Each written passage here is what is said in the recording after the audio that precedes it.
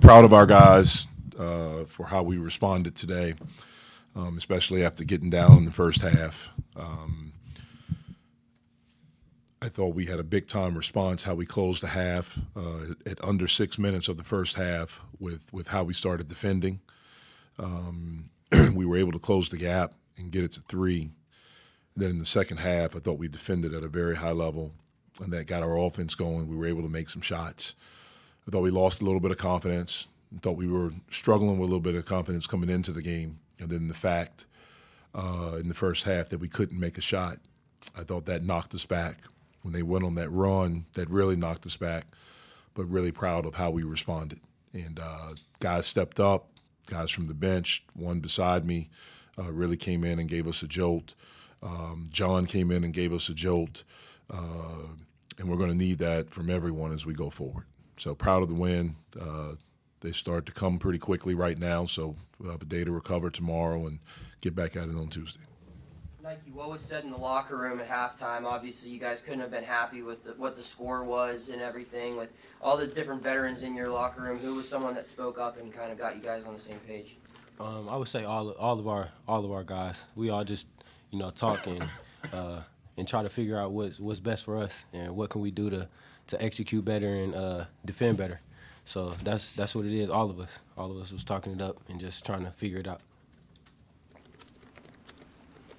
I mean, just for you to have this type of game, I think, correct me if I'm wrong, I don't think you scored against VCU. To just have this type of performance after, earlier games where you were struggling to find a rhythm offensively, how big is that for your personal confidence, to just get going and have a big impact in a win like this? It's good, but I'm looking at the next game. That game over with now, and I'm just getting ready for Tuesday. Feel good to throw down that dunk at the end there? Yeah, it felt good for sure. Definitely. Nike, how do you think the tone changed in that second half? I mean, Coach just mentioned it there about the response and how you guys regrouped at halftime. Yeah. I mean, how do you collect all that together after the half you had and then go back and give that response? I would say our defense and our communication. Just our defense and our talk. It got better the second half, and that's how we came up with more stops and we was able to turn that defense into offense. After they went up by 12, Nike, I think Blake backed a guy down and put up a shot, and him and John both had and ones in that stretch. You guys went on a 12-4 run to end the half. Did you get some energy out of Blake and John the way they I think they each had 5 points Sure. over those last few minutes there? For sure, definitely. They big-time players, big physical guys, and they both can do that at a high level. So it was definitely a spark for our offense and a spark for our team and our energy for sure. Thank you. Jeff always talks about how important talk is, communication. Yeah. Would it be revealing too much if you told us what exactly you guys talk about when you out out there? We talk about everything, really just gelling and talking about our defense, but we keep that in the team and we just figure it out. We figure it out, so. I figured you might. Nike, you're a guy who's played a lot of college basketball. What can you learn from a game like this where, didn't play great in the first half, but you're able to rally? What can a team take away from something like this win? You can't give in. You got to play a whole 40 minutes. It's 4-minute wars, 10 of them. So we just look at it like that, and we just attack each 4 minutes as best as we can. Nike, there was a stretch there in the second half. Just trying to look it up. We were 11 to 12 shooting. The team had 8 of those were 3-pointers.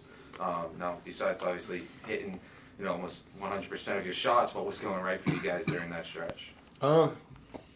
Just our energy increased, our communication increased, and guys get more confident. First half they wasn't going down it like we wanted it, but we know we got confident guys on this team that can all shoot the ball at a high level. So we just continue to trust each other and continue to find each other and put each other in good positions to be able to get our shots up. How important of a stretch like that, where you're seemingly making every single shot that you guys take, following a first half, we may not have been too happy with your performance? I think it was big. It just showed us that at any moment we can get hot. At any moment we got guys that can hit 2, 3, multiple shots and make multiple plays and put each other in position to score. So I think it's huge for our team for sure. Like, you've been here for the losses, the ugly losses to mid-majors in past years. Yeah. What's different about this group that allows you to avoid that upset, to recover and come out on top by 19 points in a game where in the first half you guys looked pretty ugly? I think just I think these guys just care more about it. You know what I'm saying? Like, we care more about it and we take it personal. Especially it starts at the top with the older guys. We all care about it more and it trickles down to everybody. So just continuing to talk to our young guys and put confidence in each other to make plays. Nike, what do you think was the biggest lesson you guys took away from the trip to New York? Biggest lesson? Biggest lesson I think was just to trust each other. We got to play the whole game. We can't play a 5 good minutes, 10 good minutes. We got to play a whole 40 good minutes, and we can't give in there. That's what I think. Thanks, Nike. Thanks, Nike.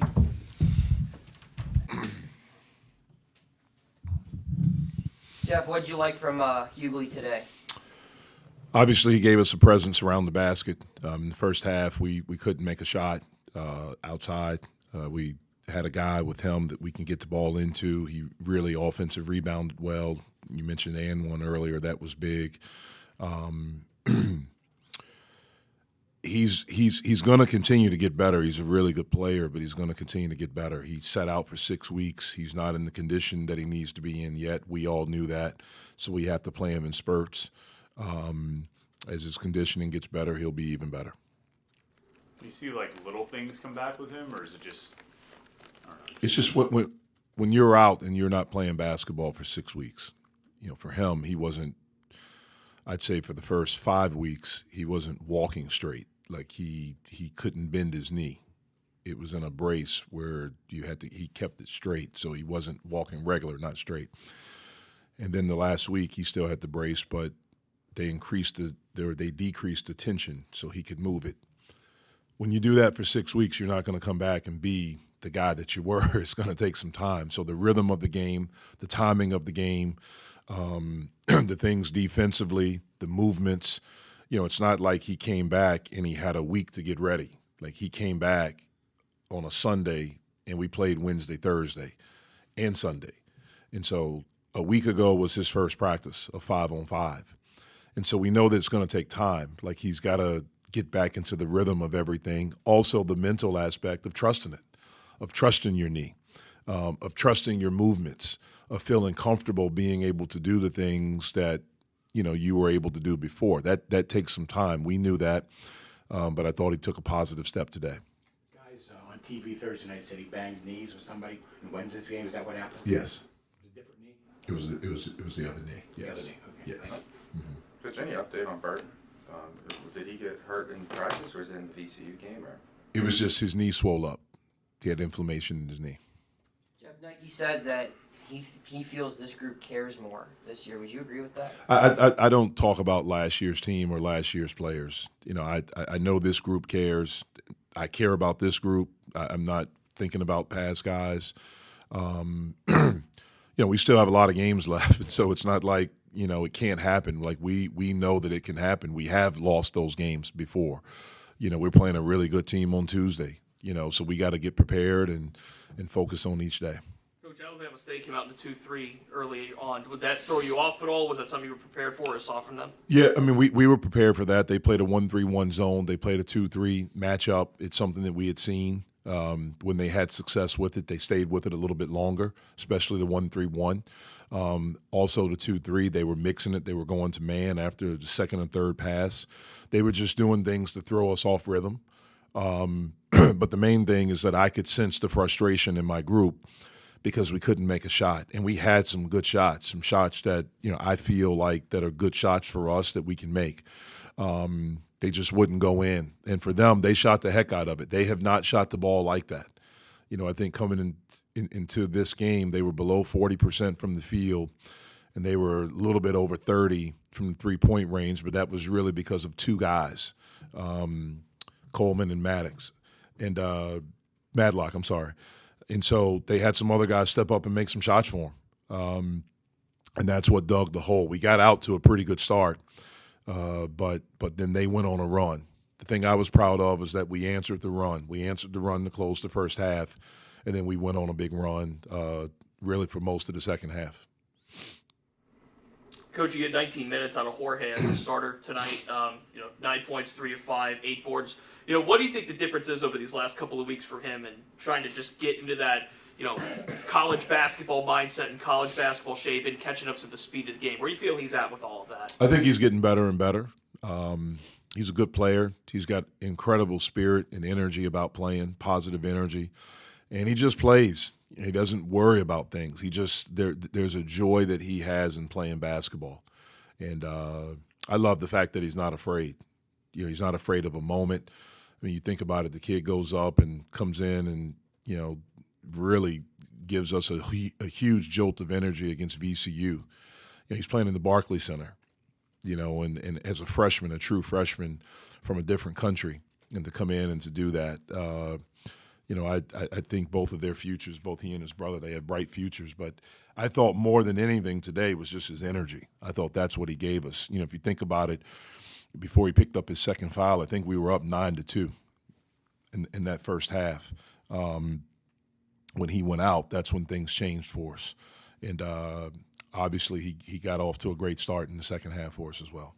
Jeff, in the first half, your two starting guards kind of looked like they were struggling to get on the same page there with Greg and Nelly.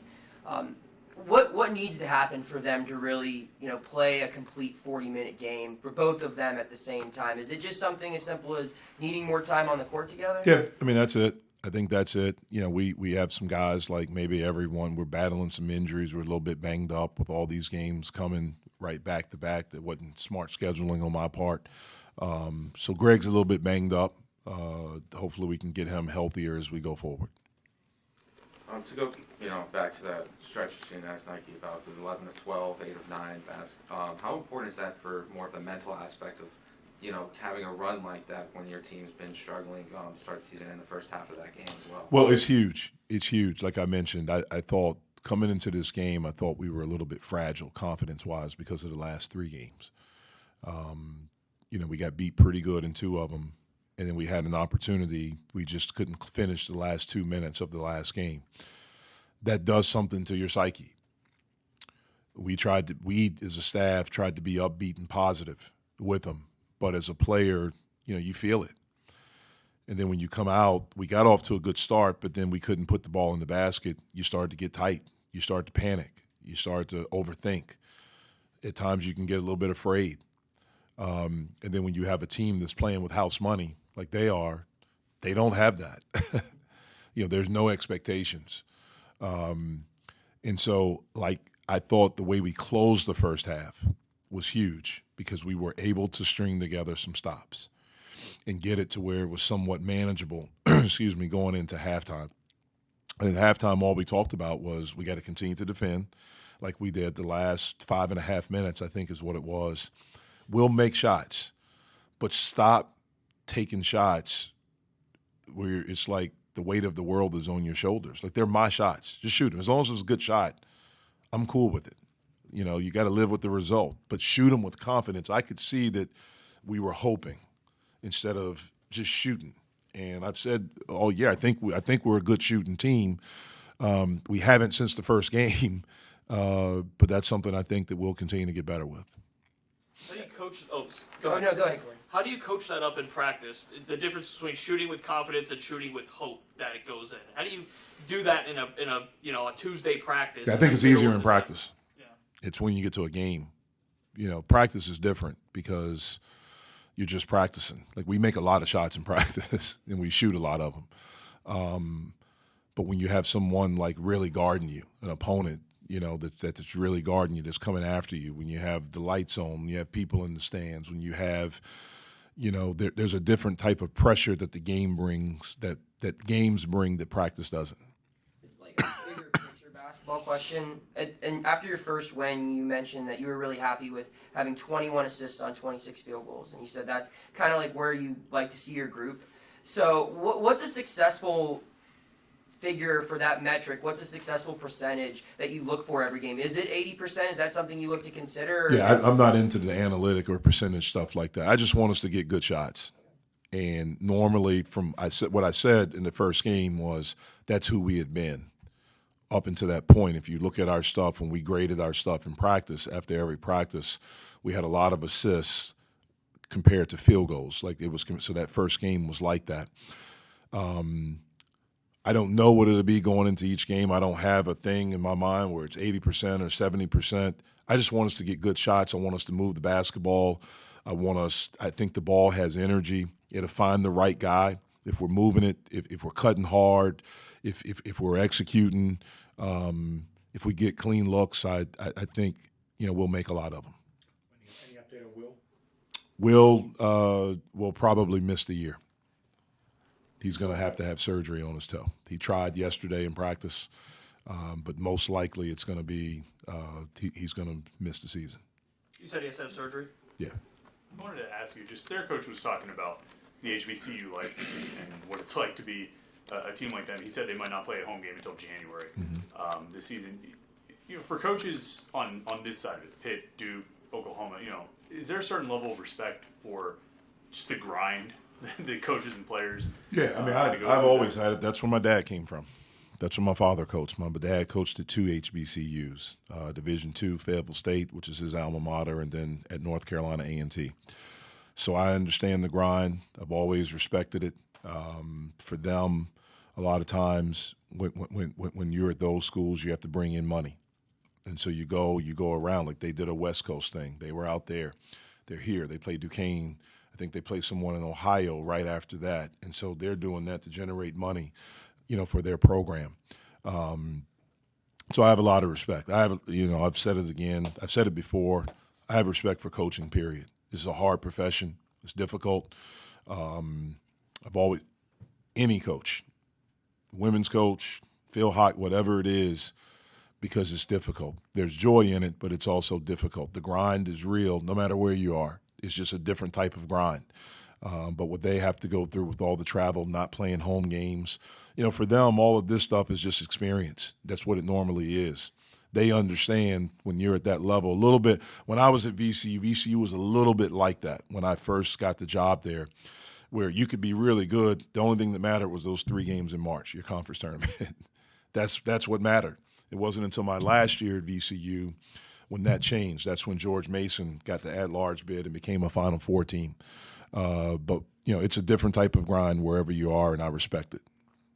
Okay. Yeah. What's the next, just to go back to Hughley, what's the next step for him? I mean, you mentioned, just started practicing, had to trust the knee. What's the next step to where he's ready to be back in the starting lineup and, be a force in conference season? Yeah, well, it's just time. It's just time. I mean, he started when we played Michigan. We didn't start him today. Just time, just continuing to work, just continuing to be a good player, be a great teammate, and just time. It'll happen at some point. All right, see you guys.